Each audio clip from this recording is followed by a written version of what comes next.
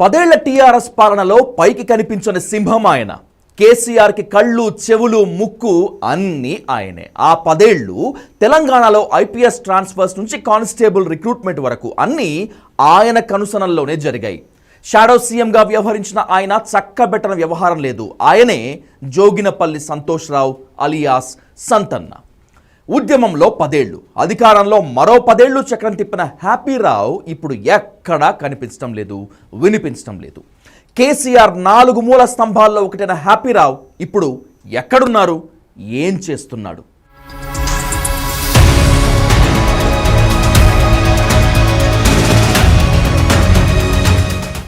ప్రముఖ జర్నలిస్ట్ రాజ్దీప్ సర్దేశాయ్ ఓసారి కేసీఆర్ ముఖ్యమంత్రిగా ఉండగా కలిశారట. ఆయనతో కలిసి భోజనం చేస్తున్నప్పుడు ఓ వ్యక్తి కేసీఆర్కి వడ్డించటం, తుండుగుడ్డలు అందించటం, కుర్చీ సర్దటం, ఇతరత్రా పనులు చేస్తున్నాడు. అతనెవరో పనివాడు అనుకున్నాడట రాజ్దీప్.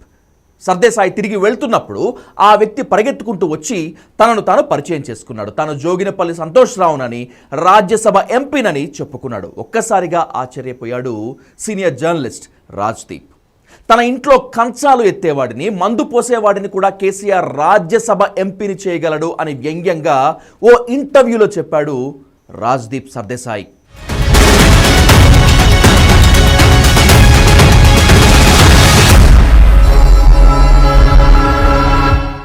కేసీఆర్ వ్యక్తిగత సేవకుడిగా వ్యవహరించిన సంతోష్ రావు తెలంగాణ ఏర్పడ్డాక తన విశ్వరూపం చూపించాడు. కేసీఆర్ సీఎంగా ఉన్నప్పుడు అపారమైన అధికారాన్ని అనుభవించాడు.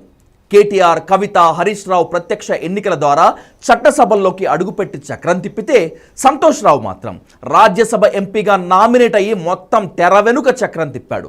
తెలంగాణ ఉద్యమ కాలంలో కాంట్రాక్టర్లు, రియల్ సంస్థలు, కార్పొరేట్ కాలేజీలు, ఆసుపత్రుల నుంచి వసూళ్లు చేసేవాడు సంతోష్. 2014లో అధికారంలోకి రాగానే సీఎం కార్యాలయాన్ని తానే నడిపించాడు. ఒకప్పుడు మిడ్ మానేర్ నిర్వాసితుల కోటాలో నష్టపరిహారం, ఇళ్ల స్థలం పొందిన సంతోష్ తెలంగాణలో అధికారం వచ్చిన తర్వాత ఇక వెనక్కి తిరిగి చూసుకోలేదు. కేసీఆర్తో మాట్లాడాలంటే మొదట సంతోష్ రావుతో మాట్లాడాలి. సంతోష్ కాల్ కలిపి ఇస్తేనే కేసీఆర్ మాట్లాడతారు. కేసీఆర్కి ఏమైనా చెప్పాలి అంటే అది సంతోష్ ద్వారానే చెప్పండి, చెప్పి తీరాలి. ఓ ఫైల్పై కేసీఆర్ సంతకం చేయాలంటే అది సంతోష్ చెప్తేనే జరుగుతుంది. యూనివర్సిటీ వైస్ ఛాన్సలర్ల నియామకం నుంచి ప్రైవేట్ యూనివర్సిటీల అనుమతుల వరకు, ఐఏఎస్, ఐపీఎస్ బదిలీలు, కాంట్రాక్ట్ దగ్గర 6% వసూళ్లు, రోజువారీ అపాయింట్మెంట్లు, పోలీస్ ఇంటెలిజెన్స్ సమాచారం ప్రకారం అన్నీ అతని కనుసనల్లోనే జరిగేవి. కేసీఆర్ చుట్టూ ఓ దడి కట్టి ఆ దడికి తాను కాపలాగా ఉన్నాడు సంతోష్. ఆ 10 ఏళ్ల కాలంలో సంతోష్ వేల కోట్లకు ఎదిగిపోయాడనే ఆరోపణలు ఉన్నాయి. ఒకప్పుడు డబుల్ బెడ్రూమ్కు దిక్కులేని సంతోష్ జూబ్లీ హిల్స్లో పెద్ద ఇల్లు కట్టుకోగలిగాడు. చేసే ప్రతి డీల్లోనూ సంతోష్ వాటా సపరేట్. ప్రైవేట్ యూనివర్సిటీలో బిల్లు తీసుకొచ్చి వాటి కేటాయింపులో తాను కూడా వాటాలు పెట్టుకున్నాడని సంతోష్పై ఆరోపణలు ఉన్నాయి. గ్రీన్ రెవల్యూషన్ పేరుతో వందల వేల ఎకరాలు దత్తత తీసుకొని వాటిని నిదానంగా తన కబ్జాలో పెట్టుకున్నాడనే ఆరోపణ కూడా ఉంది. కేసీఆర్ని ప్రసన్నం చేసుకోవాలంటే సంతోష్ని ప్రసన్నం చేసుకోవాలి. అందువల్ల ఆయనకి అడ్వాన్స్ కట్టుకోవాలి. ఈ ఒక్క పాయింట్ పైనే సంతోష్ రావు ఎక్కడికో వెళ్ళిపోయాడు. తనెప్పుడు అందరిలా పైకి కనపడాలని అనుకోకపోవటం, ఓపెన్గా ఎస్టాబ్లిష్ కాకపోవడంతో కేటీఆర్, హరీష్ రావు, కవితలపై పడిన జనం దృష్టి సంతోష్ రావుపై పడలేదు. దీన్ని అడ్వాంటేజ్గా తీసుకొని ఎక్కడ వీలైతే అక్కడ కుమ్మేశాడు సంతోష్. ఎవరు కనపడినా ఓ చిలకనవ్వు నవ్వటం, పక్షుల ఫోటోలు తీయటం, మొక్కలు పెంచటం, నాటించటం ఆయన హాబీలు.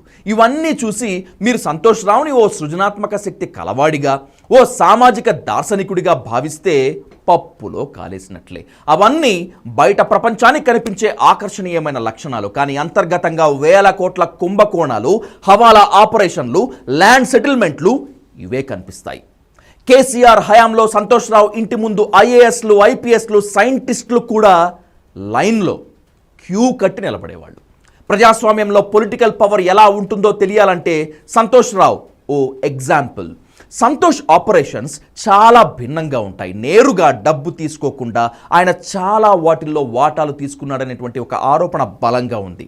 ప్రైవేట్ యూనివర్సిటీలు, కన్స్ట్రక్షన్ కంపెనీలు, ల్యాండ్ సెటిల్మెంట్లు, ఇండస్ట్రీలకు అనుమతులు, ఇలా అన్నింటిలోనూ హ్యాపీరావుకి వాటాలు దక్కాయి. అంతేకాదు దుబాయ్, లండన్లో కూడా సంతోష్ రావు ఇల్లు కొనిపెట్టుకున్నాడని అప్పట్లో ఆరోపణలు వచ్చాయి.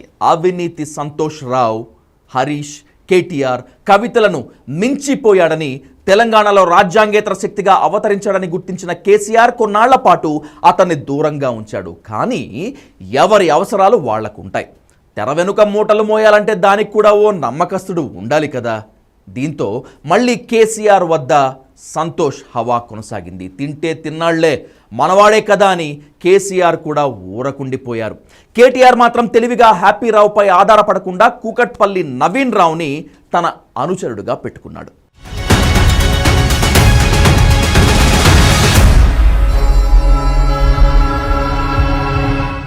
2023 అసెంబ్లీ ఎన్నికల్లో టీఆర్ఎస్ ఓడిపోతుందని, కేసీఆర్ ఫామ్ హౌస్కి వెళ్ళిపోతాడని అందరికంటే ముందే గుర్తించినవాడు సంతోష్.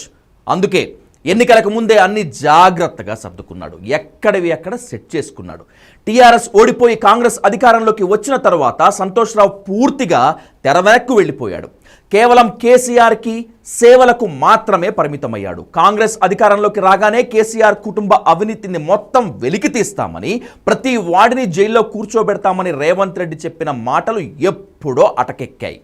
కవిత, కేటీఆర్, హరీష్ రావులపై కనీసం దర్యాప్తులు, విచారణలైనా జరుగుతున్నాయి. సంతోష్ రావుపై ఈ ఒక్క ఏడాదిలో ఒక్క విచారణ కానీ, కేసు కానీ లేనేలేదు.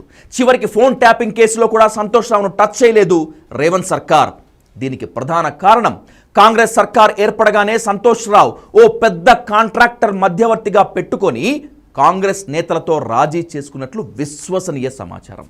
హ్యాపీ రావుని వదిలిపెట్టాలని, మిగిలిన వాళ్ళని ఎలా చేసుకున్నా ఇబ్బంది లేదని ఆ క్లాస్ 1 కాంట్రాక్టర్ హస్తం పెద్దలతో రాజీ కుదర్చడంతో సంతోష్ రావు సేఫ్ జోన్లోకి వెళ్ళిపోయాడు.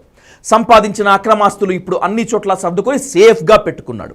సంతోష్ రావు విషయంలో కాంగ్రెస్ నేతలకు కూడా అందాల్సిన మూటలు గట్టిగా అందటంతో అంత గప్చుప్గా ఉన్నాడు. ఒకనాడు రాష్ట్రంలో ఐఏఎస్లు, ఐపీఎస్లు, పారిశ్రామికవేత్తలతో నిత్యం శాల్యూట్లు కొట్టించుకున్న సంతోష్ రావు ఏడాది కాలంగా కనిపించడం లేదు, వినిపించడం లేదు. బహుశా పచ్చటి మొక్కలు నాటుకుంటూనో, వాటిపై వాలిన పక్షులను ఫోటోలు తీసుకుంటూ, చిలక నవ్వులు నవ్వేస్తూ కాలం గడిపేస్తున్నాడని కొందరు అనుకుంటారు. కానీ సంపాదించిన వేల కోట్ల ఆస్తులను జాగ్రత్తగా ఓ చోట నుంచి మరో చోటికి తరలిస్తూ, ఎవరితోనూ ఎటువంటి వివాదాలు పెట్టుకోకుండా మళ్ళీ పవర్లోకి వచ్చేంత వరకు చాలా లో ప్రొఫైల్లో ఉండాలనే టార్గెట్తో అడుగులు వేస్తున్నాడు సంతోష్ రావు.